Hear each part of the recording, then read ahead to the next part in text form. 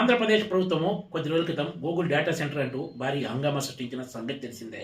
Google data centre తోటి వైజాగ్ రూపురేఖలే కాకుండా ఆంధ్రప్రదేశ్లో ముఖచిత్రమే మారబోతున్నట్లు కూడా టీడీపీ పెద్ద ఎత్తున ప్రచారం చేసుకుంది. కాకపోతే తాజాగా జారీ చేసిన జియో ప్రకారం చూస్తే ఈ వ్యవహారంపై పలు అనుమానాలు వ్యక్తమవుతున్నాయనే చర్చ సాగుతుంది.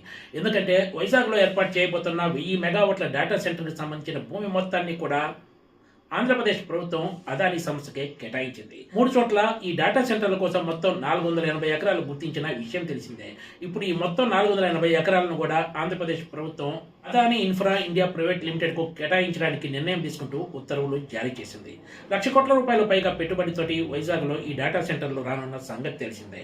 ఈ ప్రాజెక్టు కోసం వైజాగ్తో పాటు అనకాపల్లి జిల్లాలో కూడా మొత్తం 3 చోట్ల భూమిని గుర్తించారు.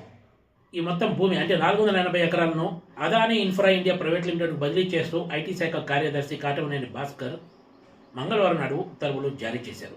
ఇందులోనే రైడన్ తమ భాగస్వామ్య సంస్థలుగా Adani infra India private limited, Adani Connex India private limited, Adani power India లిమిటెడ్తో పాటు భారతీయ ఎయిర్టెల్ అనుబంధ సంస్థలుగా Nxtra data limited, Nxtra Vizag లిమిటెడ్లు తమ నోటిఫైడ్ భాగస్వామ్య సంస్థలుగా పేర్కొంది.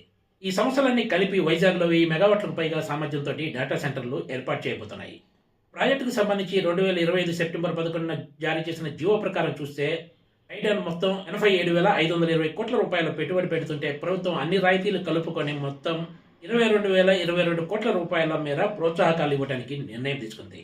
రాయితీల మొత్తం ఇదే గరిష్టమని ఎస్ఐపిబిలో నిర్ణయం తీసుకున్నట్లు జియో 40లో ప్రస్తావించారు. అయితే రైడన్ భాగస్వామ్య సంస్థలు పెట్టుబడి పెట్టి ఈ రాయితీలు పొందాల్సి ఉంటుంది. జియో 40లో ఇదే విషయాన్ని ప్రస్తావించారు. ఈ డేటా సెంటర్ ద్వారా పెద్ద ఎత్తున పరోక్షంగా ఉపాధి అవకాశాలు వస్తాయని చెప్పారు కానీ నేరుగా ఎన్ని ఉద్యోగాలు వస్తాయనే విషయాన్ని ఈ ఉత్తర్వుల్లో ఎక్కడా ప్రస్తావించలేదు. రైడన్ దాని అనుబంధ సంస్థలైన గూగుల్ క్లౌడ్ ఈ ప్రాజెక్టుకు కట్టుబడి ఉన్నాయని తాజాగా జారీ చేసిన జియోలో ప్రస్తావించారు. గూగుల్ ఇన్ఫ్రాస్ట్రక్చర్ నాణ్యతతోటి గ్లోబల్ డేటా సెంటర్ల నిర్మాణం జరుగుతుందన్నారు. 2025 ఆగస్టు 22న ఇచ్చిన సమగ్ర ప్రాజెక్టు నివేదిక అంటే డిపిఆర్ ప్రకారం ఈ ప్రాజెక్టును అమలు చేయనున్నట్లు తాజాగా ఇచ్చిన జియోలో ప్రస్తావించారు. Please subscribe TGTV.